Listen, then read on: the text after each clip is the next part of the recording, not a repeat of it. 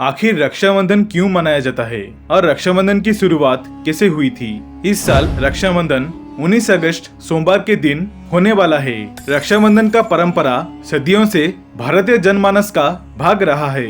यहाँ रक्षाबंधन का तात्पर्य बांधने वाले एक धागे से है, जिसमें बहन अपने भाइयों के माथे पर तिलक लगाकर जीवन के हर संघर्ष तथा उनके सफल होने का एवं निरंतर प्रगति पथ पर अग्रसर रहने की ईश्वर से प्रार्थना करते हैं। भाई इसके बदले में अपनी बहनों की हर प्रकार की विपत्ति से रक्षा करने का वचन देते हैं और उनके मर्यादा का रक्षा करने का संकल्प लेते हैं। आइए जानते हैं रक्षाबंधन का अर्थ क्या होता है।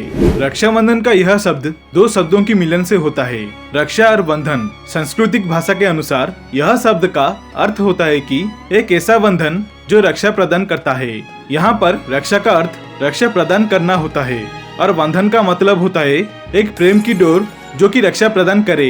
ये दोनों शब्द मिलकर एक भाई बहन के प्रतीक होते हैं। रक्षाबंधन भाई बहन के पवित्र रिश्ते को जाता है, हर घर में सुख लेकर आता है। इसके अतिरिक्त भाइयों को याद दिलाता है कि उनके अपनी बहन की रक्षा करनी चाहिए। हिंदू कैलेंडर के अनुसार सावन के महीने पूर्णिमा को रक्षाबंधन या फिर कहे राखी का त्योहार मनाया जाता है। तो वीडियो में आगे बढ़ने से पहले अगर आप भगवान राम की सच्चे भक्त हैं तो वीडियो को लाइक और कमेंट सेक्शन में जय श्री राम अवश्य लिखना। स्कंद पुराण, पद्म पुराण और श्रीमद् भगवत पुराण के अनुसार भगवान विष्णु ने माता अदिति के गर्भ से वामन अवतार लिए और ब्राह्मण के वेश में जाकर असुर राज राजा बलि के द्वार भिक्षा मांगने पहुंच गए। क्योंकि राजा बलि एक महान दानवीर थे तो उन्होंने वचन दे दिया कि आप जो भी मांगोगे मैं वह दान में दे दूंगा। भगवान ने बलि से भिक्षा में 3 पग भूमि की मांग ली। बलि ने तत्काल हाँ कर दी क्योंकि 3 पग ही भूमि तो देनी थी। लेकिन तब भगवान वामन ने अपने विशाल स्वरूप प्रकट किए और 2 पग से सारे आकाश, पाताल और धरती नाप लिए। फिर पूछे कि राजन अब बताइए कि तीसरा पग कहाँ रखूं।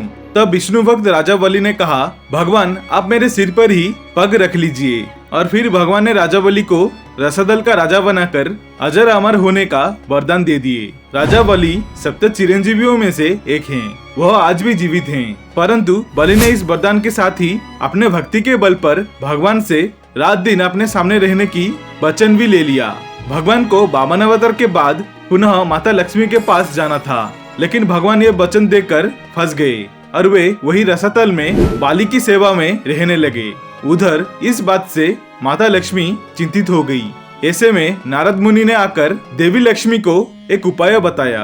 तब माता लक्ष्मी ने राजा बलि को राखी बांधकर अपना भाई बनाए और अपने पति को अपने साथ लेकर चली गई। उस दिन श्रावण मास की पूर्णिमा की तिथि थी। तभी से वह रक्षाबंधन का त्योहार प्रचलित है। माना जाता है कि राजसूय यज्ञ के समय जब श्री कृष्ण ने शिशुपाल का वध कर दिए थे तो तब उनकी अंगुली से रक्त बहने लगी। इसे देखकर द्रौपदी ने तुरंत ही अपने साड़ी का एक टुकड़ा फाड़कर उनके अंगुली पर बांध दिए। इस कर्म के बदले श्री कृष्ण ने द्रौपदी को आशीर्वाद देकर कहा था कि एक दिन मैं अवश्य तुम्हारी साड़ी का ऋण अदा करूंगा।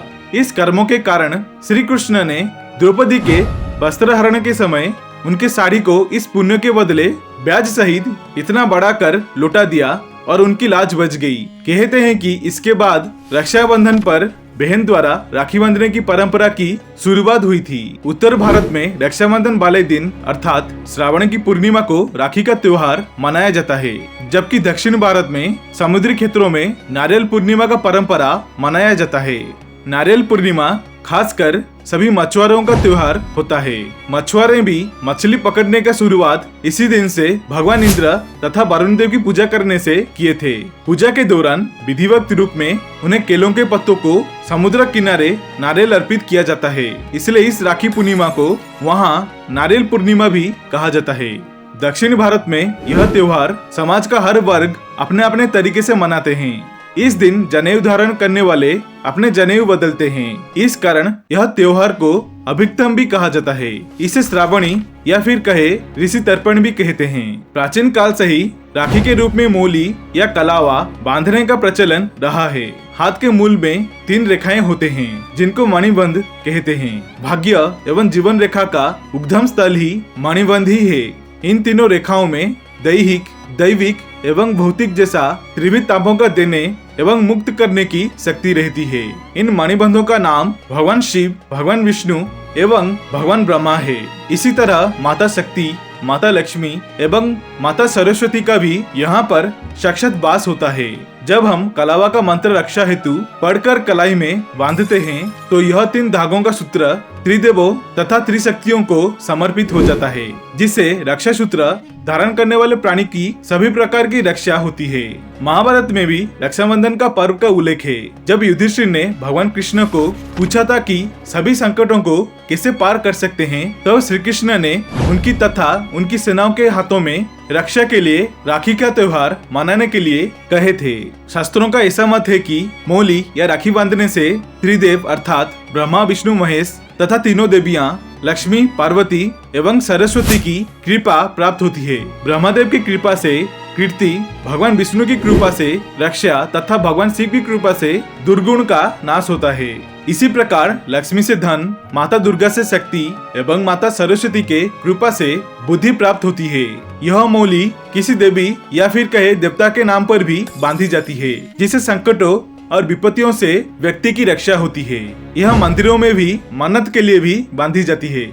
संकल्प के लिए भी रक्षा सूत्र बांधा जाता है। जिस तरह राजा बलि 3 पग भूमि दान में देने से पहले जल छोड़कर संकल्प लिए थे कि मैं 3 पग भूमि दान में देता हूँ, इसी तरह रक्षाबंधन पर हम बहनों को उनकी रक्षा का वचन देते हैं। मौली बांधकर किए गए संकल्प का उल्लंघन करना अनुचित है और संकट में डालने वाला सिद्ध हो सकता है। यदि आपने राखी या मौली बांधी है तो उसकी पवित्रता का ध्यान रखना भी आवश्यकता हो जाती है। शास्त्रों के अनुसार मौली बांधने से उसके पवित्र और शक्तिशाली बंधन का होने का आभास होता रहता है और इससे मन में शक्ति और पवित्रता बनी रहती है। व्यक्ति के मन और मस्तिष्क में बुरे विचार नहीं आते और वह गलत रास्ता पर नहीं भटकता है। आशा करता हूँ आप सभी को ये वीडियो अच्छी लगी होगी। अगर अच्छी लगी तो वीडियो को लाइक, शेयर एंड सब्सक्राइब अवश्य करना और कमेंट सेक्शन में जय श्री कृष्ण, हर हर महादेव अवश्य लिखना। देखने के लिए धन्यवाद। जय बजरंगबली, जय श्री राम।